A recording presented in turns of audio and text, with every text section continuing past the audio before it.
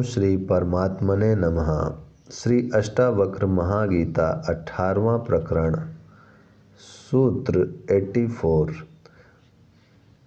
पुत्र स्त्री आदि के प्रति स्नेह न रखता हुआ और विषयों में कामना रहित हुआ अपने शरीर की भी चिंता नहीं करता हुआ ज्ञानी पुरुष सभी आशाओं से मुक्त शोभा देता है।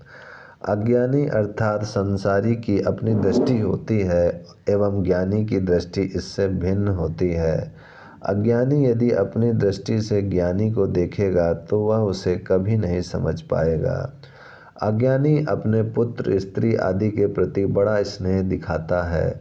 वह हमेशा विषयों की ही कामना करता है तथा अपने शरीर पोषण की ही चिंता करता है। वह हमेशा आशाओं में ही जीता है। इसके पीछे उसकी आसक्ति एवं वासनाएं ही हैं। उसके स्वयं के संकीर्ण निहित स्वार्थ हैं जिससे वह ऐसा कर रहा है। ज्ञानी का भी पुत्र स्त्री आदि के प्रति स्नेह तो होता है किंतु उनके प्रति कामनाएं वासनाएं एवं पागलपन नहीं होता। वह भी शरीर रक्षण तो करता है किंतु उसके रक्षण की चिंता नहीं करता। स्वाभाविक रूप से अनाग्रह पूर्वक जो होता है उसे स्वीकार कर लेता है। ज्ञानी पुरुष सभी आशाओं से मुक्त हो जाता है जिससे वह स्नेह कर्म आदि के संकीर्ण दायरे से ऊपर उठ जाता है। ऐसा ज्ञानी ही शोभा पाता है। सूत्र 85। यथा प्राप्त से जीविका चलाने वाला, देशों में स्वच्छंदता से विचरण करने वाला, जहाँ सूर्यास्त हो वहाँ संयन करने वाला धीर पुरुष सर्वत्र संतुष्ट है। ज्ञानी परम को पा लेता है इसलिए क्षुद्र की वासना से मुक्त हो जाता है। वह भी कर्म करता है किंतु उसमें फलाकांक्षा की वासना नहीं होती। कर्म के फल स्वरूप जो उसे मिल जाता है उसी में वह संतुष्ट है, उसी से अपनी जीविका चलाता है। उसे अधिक की चाह नहीं होती, न कम की चिंता होती है।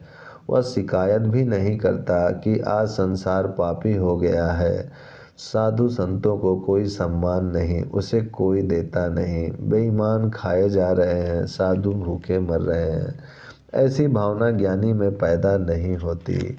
ज्ञानी स्वनिर्भर होता है। वह भोजन के लिए दूसरों पर निर्भर नहीं रहता। जो मिल जाए जहाँ से मिल जाए, ना मिले सब में संतुष्ट है। वह संसार को ही बंधन मानता है तो शरीर पोषण के लिए किसी से क्यों बंधेगा।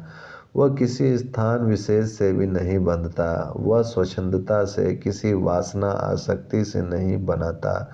उसके सोने बैठने चलने ठहरने आदि के लिए कोई निश्चित स्थान समय एवं नियम आदि नहीं होते कि वहीं ठहरूंगा, ऐसे बिस्तर पर ही सोऊंगा, घास पर ही सोऊंगा, काली गाय का दूध ही पीऊंगा, पैसों को हाथ कभी नहीं लगाऊंगा, पैदल व नंगे पांव ही चलूंगा। इस प्रकार के किसी नियम में नहीं बंधता।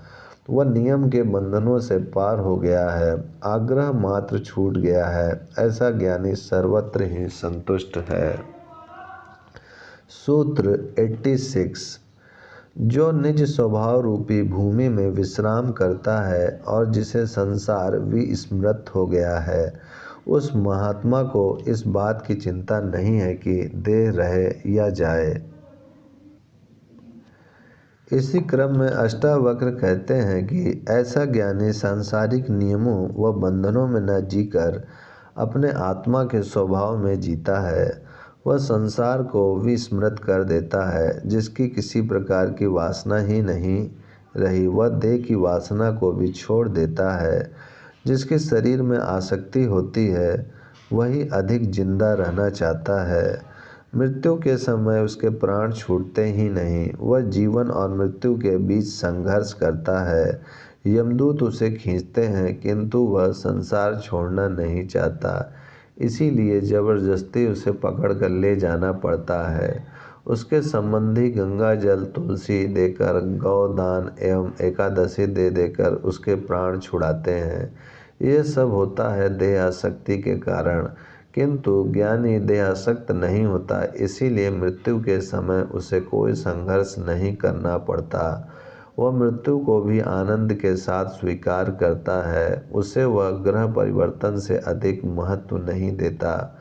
जो जीवन में शांत एवं संतुष्ट रहा है उसको मृत्यु के समय भी शांति का अनुभव होता है। इसीलिए ज्ञानी कभी मरता नहीं, केवल देह त्याग करता है तथा आत्मा ही उसका स्थायी निवास है, उसी में लीन रहता है। ओम शांति शांति शांति।